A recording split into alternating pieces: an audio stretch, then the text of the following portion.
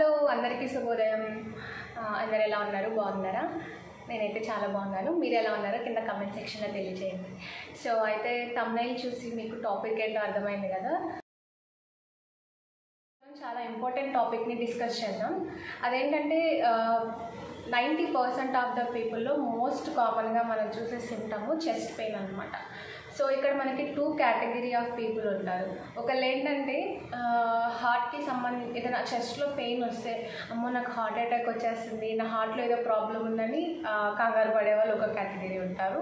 Second category ఏంటంటే అది హార్ట్కి సంబంధించిన పెయిన్ అయినా కానీ ఏదో ఎసిడిటీ అయి ఉంటుందిలే అని చెప్పేసి క్యాజువల్గా తీసుకునే పీపుల్ సెకండ్ కేటగిరీ అనమాట. సో ఇప్పుడు మనమైతే చెస్ట్లో పెయిన్ వచ్చింది అనుకోండి, అది హార్ట్కి సంబంధించిన పెయినా కాదా అని చెప్పేసి ఎలా తెలుసుకోవాలో నేను సింపుల్ పాయింట్స్లో మీకు చెప్తాను. సో మీకు అర్థం కాకపోతే వీడియో మొత్తం మళ్ళీ చూడండి. ఇది చాలా చాలా important topic. So me friends and family members కూడా తప్పకుండా షేర్ చేయండి. ఎందుకంటే చాలామంది అది హార్ట్ ప్రాబ్లం కాదు అని వదిలేసి చాలామంది చనిపోయిన వాళ్ళు కూడా ఉన్నారు. సో ఇది తెలుసుకోవడం అనేది చాలా ఇంపార్టెంట్. ఇది ప్రతి ఒక్కరు కూడా తెలుసుకోవాలి అనేదే నా ఉద్దేశం. సో ఇప్పుడైతే వీడియోలోకి వెళ్ళిపోదాం. సో ఫర్ ఎగ్జాంపుల్ చెస్ట్లో పెయిన్ వచ్చింది అనుకోండి, ఆ పెయిన్తో పాటు ఇంకొన్ని సిమ్టమ్స్ కూడా మనకి ఉంటాయన్నమాట.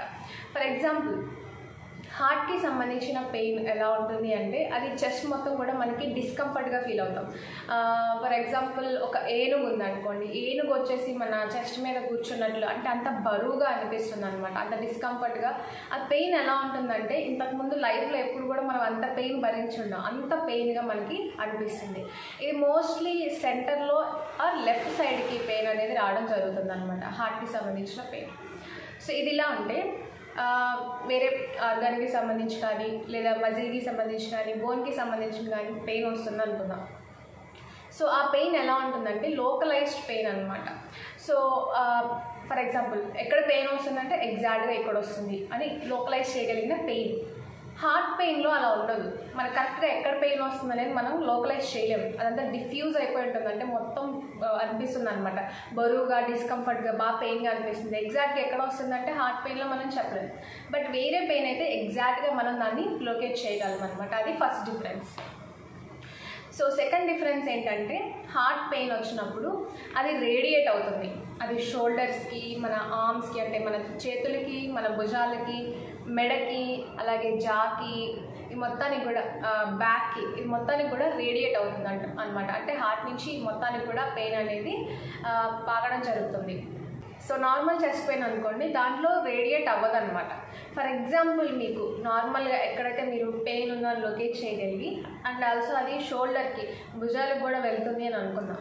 సో అప్పుడు మీరు చేయాల్సిన పని ఏంటంటే హ్యాండ్ని రైజ్ చేయండి, అంటే హ్యాండ్ని మూవ్ చేయడానికి ట్రై చేయండి. అలా మూవ్ చేసినప్పుడు ఆ పెయిన్ కనుక ఇంక్రీజ్ అయింది అంటే పెయిన్ పెరిగింది అనుకుందాం. సో అది ఒక మజిల్కి సంబంధించిన పెయిన్ కానీ లేదా బోన్కి సంబంధించిన పెయిన్ కానీ అయి ఉంటుంది అనమాట.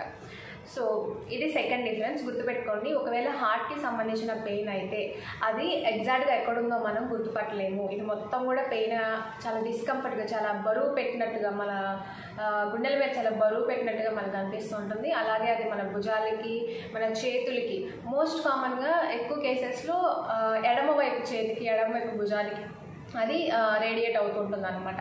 అలాగే మెడకి, నెక్ భాగానికి, బ్యాక్ వెనక్కి, అలాగే జాస్ అంటే మనవి ఉన్నాయి కదా ఇక్కడికి ఈ పెయిన్ అనేది రేడియేట్ అవుతూ ఉంటుంది. సో ఇప్పటివరకు మీకు అర్థమైంది అనుకుంటున్నాను. ఇంకా ఎలా మనం గుర్తుపట్టచ్చు అంటే హార్ట్ పెయిన్, హార్ట్ అటాక్ వచ్చిన వాళ్ళలో స్వెట్టింగ్ ఎక్కువ వస్తూ ఉంటుంది అనమాట. అది నార్మల్ చెస్ట్ పెయిన్ అయితే స్వెట్టింగ్ అనేది ఉండదు.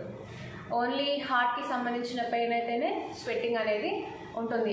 ఎక్సెసివ్ స్వెట్టింగ్, బాగా చెమటలు పట్టేసి చాలా డిస్కంఫర్ట్గా ఫీల్ అయిపోతారు, చాలా చెమటలు వచ్చేస్తాయి అనమాట.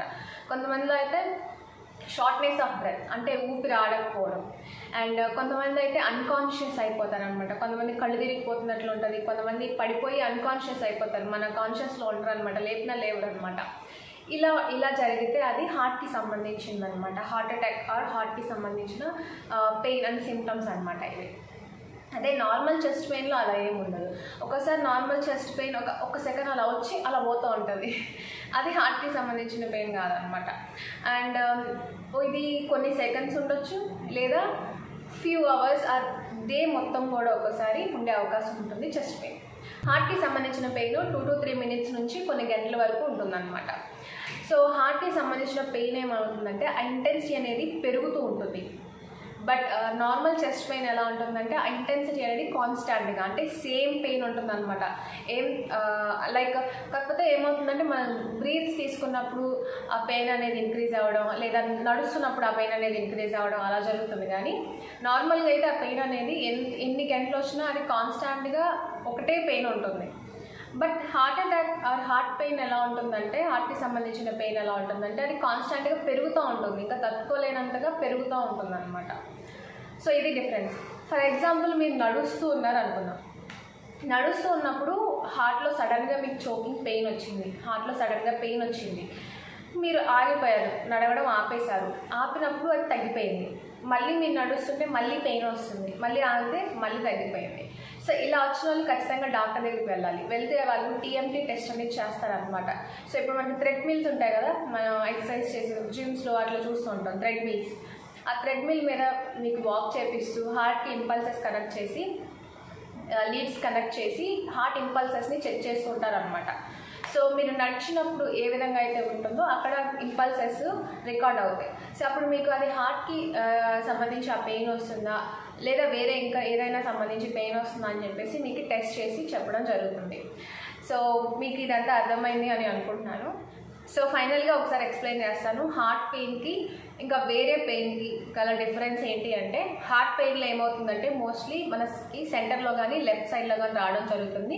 మొత్తం డిస్కంఫర్ట్గా ఉంటుంది, డిఫ్యూజ్డ్ పెయిన్ అనమాట. కరెక్ట్గా ఎక్కడ పెయిన్ వస్తుందంటే కరెక్ట్గా మనం చేయబెట్టి చూయించలేమన్నమాట, అలా ఉంటుంది ఆ పెయిన్.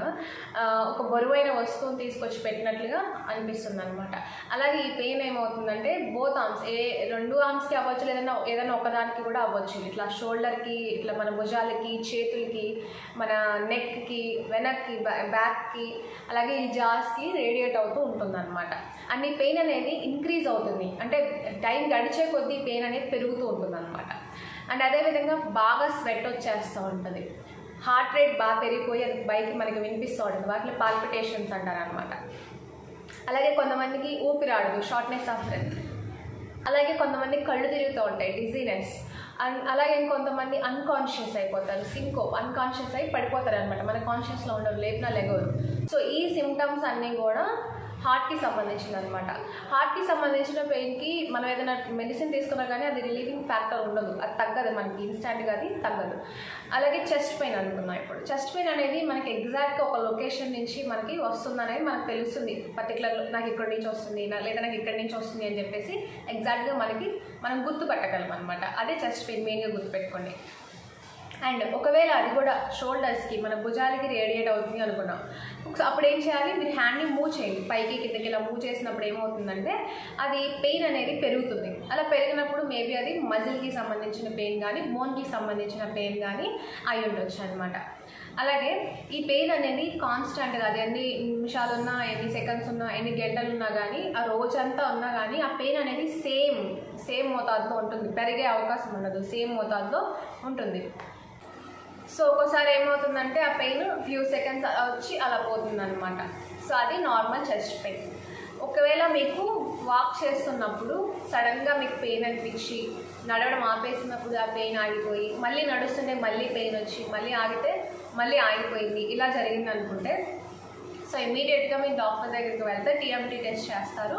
సో దాని ద్వారా అది హార్ట్కి సంబంధించిన లేదా ఇంకా ఏదైనా సంబంధించి ఆ పెయిన్ వస్తుందా అని చెప్పేసి మీకు క్లియర్గా తెలియజేయడం జరుగుతుంది. ఒక 2 పాయింట్స్ చెప్పడం మిస్ అయ్యాను. అవేంటంటే హార్ట్కి సంబంధించిన పెయిన్ కాకుండా వేరే చెస్ట్ పెయిన్ అయినప్పుడు అది లైక్ ఎసిడిక్ పెయిన్ అనుకుంటే అది ఎప్పుడు వస్తుందంటే మనకి ఆయిలీ ఫుడ్స్ తిన్న తర్వాత లేదా ఏదైనా ఫ్యాటీ ఫుడ్స్ తిన్న తర్వాత మనకి ఆ పెయిన్ అనేది రావడం జరుగుతుంది. బట్ ఒక్కోసారి ఏమవుతుందంటే హార్ట్ పెయిన్ కూడా ఎసిడిటీ పెయిన్ మిమిక్ చేస్తుంది, అంటే అది ఎసిడిక్ పెయిన్ లాగే అనిపిస్తుంది, బట్ అది రిలేటెడ్ టు హార్ట్ అయి ఉంటుంది అనమాట. సో కాబట్టి మనం దాన్ని కరెక్ట్గా డయాగ్నోస్ చేయడం విధంలో కరెక్ట్గా ఉండాలి. అండ్ ఏదైనా పెయిన్ వచ్చినప్పుడు మీకు ఇలాంటి సిమ్టమ్స్ కనిపించినప్పుడు డాక్టర్ దగ్గరికి వెళ్ళండి. అది ఎసిడిక్ పెయిన్ అయినా కానీ, హార్ట్కి సంబంధించిన పెయిన్ అయినా కానీ మన సొంతంగా ట్యాబ్లెట్స్ తీసుకోవడం అనేది మంచిది కాదు.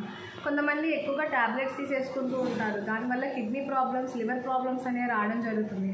సో కాబట్టి ఏదైనా ప్రిస్క్రైబ్డ్ అంటే డాక్టర్ దగ్గరికి వెళ్ళి మంచి సజెషన్స్ తీసుకుని అప్పుడు ట్యాబ్లెట్స్ వేసుకోవడం అనేది మంచి విషయం. Thank you.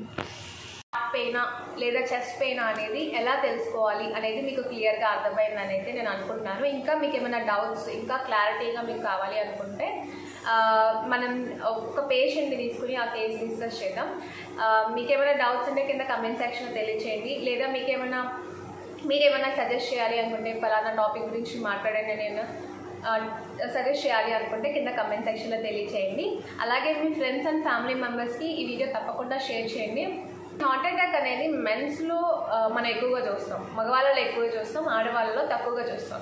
ఎందుకంటే ఆడవాళ్ళలో రిప్రొడక్టివ్ ఏజ్లో వాళ్ళకి ఈస్ట్రోజన్ అనే హార్మోన్ హార్ట్ని ప్రొటెక్ట్ చేస్తూ ఉంటుంది. ఆడవాళ్ళలో ఎప్పుడు చూస్తామంటే మెనోపాజ్ దాటిన వాళ్ళలో, అంటే 45 to 50 years దాటిన వాళ్ళలో, అంటే వాళ్ళకి పీరియడ్స్ ఆగిపోతాయి, అప్పుడు ఈస్ట్రోజన్ లెవెల్స్ అనేవి తగ్గిపోతాయి. సో వాళ్ళల్లో మనం హార్ట్ అటాక్ అనేది ఎక్కువగా చూస్తాం. మెన్స్లో ఏంటంటే ఈస్ట్రోజన్ లెవెల్స్ అనేవి తక్కువ ఉంటాయి. సో వాళ్ళల్లో హార్ట్ అటాక్ అనేది ఏ ఏజ్ వాళ్ళలో అయినా రావచ్చు. బట్ 40 years కన్నా ఎక్కువ ఉన్న వాళ్ళలో మనం బాగా చూసేవాళ్ళం అనమాట. బట్ ఇప్పుడు అలా లేదు. చిన్న పిల్లలకి, టీనేజర్స్కి, అడల్ట్స్కి అసలు ఎక్కడ సడన్గా డెత్స్ అనేవి మనం చూస్తున్నాం అనమాట. వాళ్ళకి తెలియదు వాళ్ళకి హార్ట్కి సంబంధించిన ప్రాబ్లం ఉందా అనేది కూడా వాళ్ళకి తెలియదు అనమాట. సో నేనైతే నెక్స్ట్ వీడియోస్లో ఎప్పుడైనా మీకు హార్ట్ అటాక్ గురించి నేను మీతో డిస్కస్ చేస్తాను. ఎలాంటి వాళ్ళకి హార్ట్ అటాక్ వచ్చే అవకాశం ఉంటుంది, ఎలాంటి జాగ్రత్తలు తీసుకుంటే మనం హార్ట్ అటాక్ రాకుండా కాపాడవచ్చు అనేది నెక్స్ట్ ఒక వీడియోలో నేను మీకు చేసి చెప్తాను. సో ఇప్పుడైతే మీకు క్లియర్గా హార్ట్ పెయిన్ ఎలా ఉంటుంది, వేరే పెయిన్ ఎలా ఉంటుంది అని చెప్పేసి క్లియర్గా అర్థమైందని అనుకుంటున్నాను. So thank you so much for watching. Bye.